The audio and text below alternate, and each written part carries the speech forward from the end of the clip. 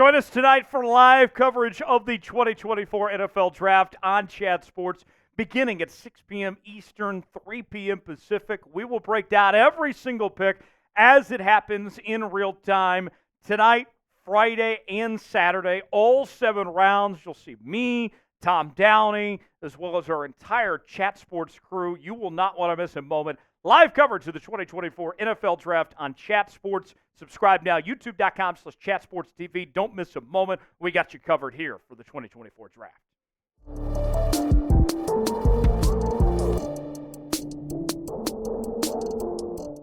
Welcome in to another edition of Ravens Rundown, powered by Chat Sports. Tyler Jones here with you. The day is finally upon us. The 2024 NFL Draft is here. You don't have to worry about watching some corny Kevin Costner movie. The real thing is upon us here, folks. We got the latest Ravens draft news and rumors to get to before the first round tonight.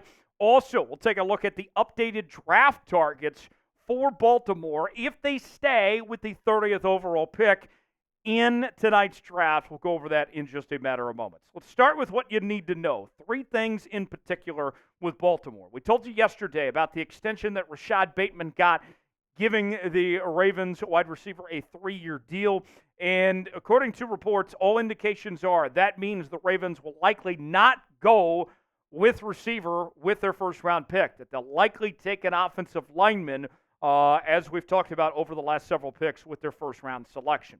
There also is the possibility the Ravens could trade up to the low 20s for one of the top offensive linemen there, because there is a real possibility that the Ravens, if they do sit at that 30th spot, they could be in danger of all the top linemen being gone. So they could find themselves potentially trading up to still give them a chance to make sure they secure one of those guys. And then there's a trade down possibility, and the most likely is the Washington Commanders, who have 2 picks at 36 and 40. So the Ravens wouldn't be trading down much, but could be picking up more selections along the way.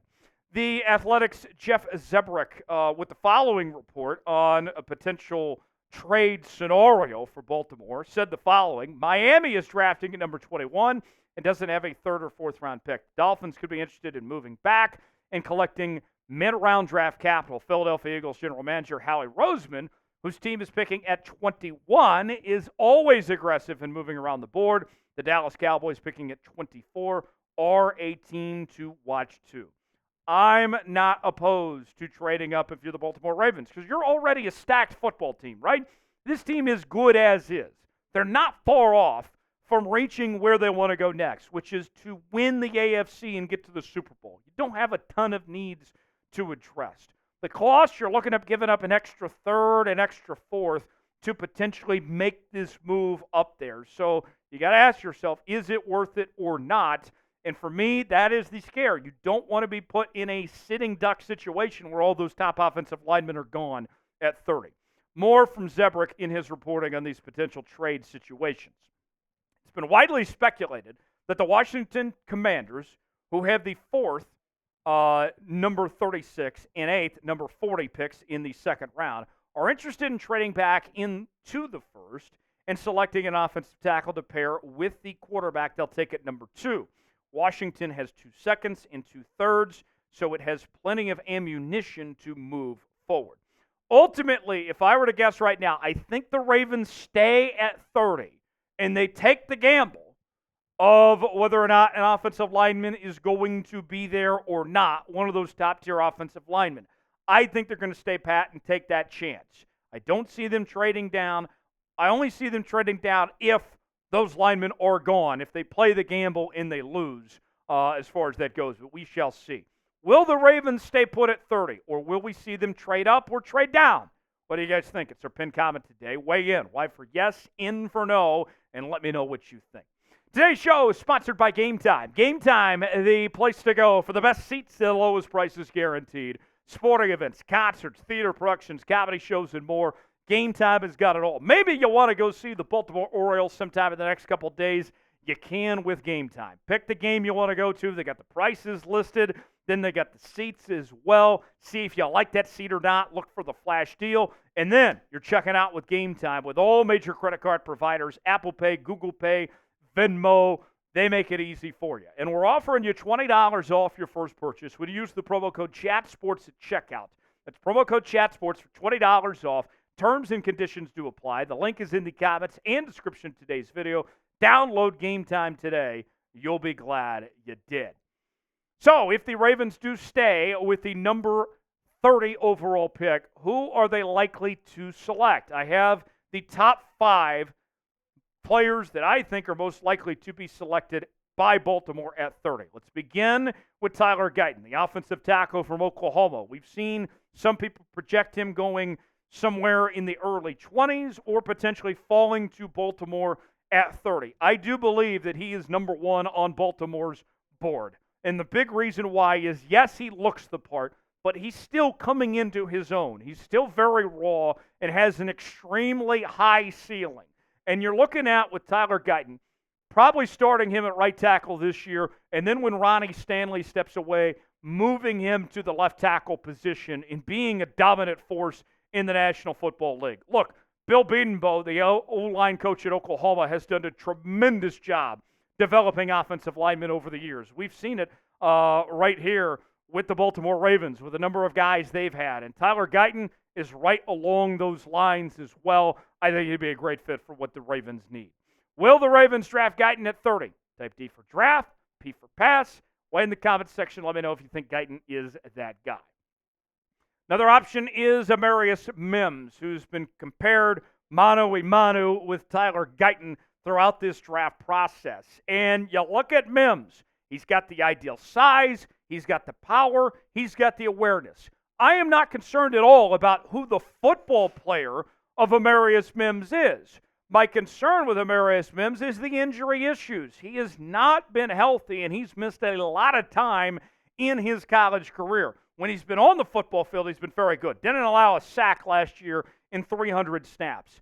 But can his body hold up? Are the injuries going to be a lingering issue? We shall see.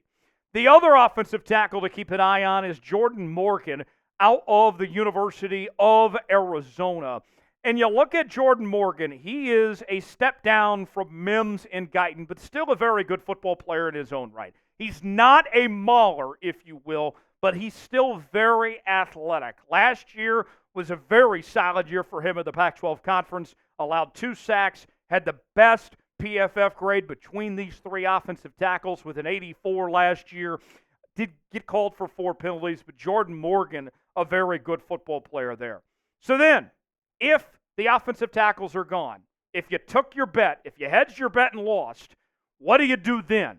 Well, one wide receiver option out there, the favorite of where the Ravens pick, is Adonai Mitchell from the University of Texas. And while you may know him as a Longhorn, don't forget, he began his career with the University of Georgia playing in Todd Monken's offense there with the Georgia Bulldogs. So he is ready to go day one with this offensive scheme in Baltimore, and he'd be a perfect complement to Zay Flowers as your number 2 receiver, with Rashard Bateman there as well. I love his big play ability. He's a touchdown machine. He's a little bit thin, per se, but otherwise, I like everything else he brings to the table. He would be a good fit for what the Baltimore Ravens are trying to do offensively and take this offense to the next level. Got one more name to get to in just a moment, but let's hear from you. Who should the Ravens draft in the first round? We've gone through a few names so far. We got one more name to get to. Weigh in the comment section. Let us know what you think. Last on this list, Cooper DeJean, the corner out of the University of Iowa. And Ravens fans, you're going to like hearing this. The comparison that I draw him to is Kyle Hamilton. He is the second coming of Kyle Hamilton. I know the Ravens have a need at the corner position. They have a need at the safety spot. And you wonder with a guy like Cooper DeJean, where does he fit in? What do? Do you play him at corner? Do you play him at nickel? Do you play him at safety? I don't care. You'll find a spot for him to excel and play to his full potential, much like Kyle Hamilton, who's mostly been a nickelback, although he was drafted as a safety by the Baltimore Ravens. It doesn't matter. Cooper DeJean can play at a high level, and he would thrive with what Baltimore wants to do defensively. You put him back there with Marcus Williams and Kyle Hamilton and these guys here.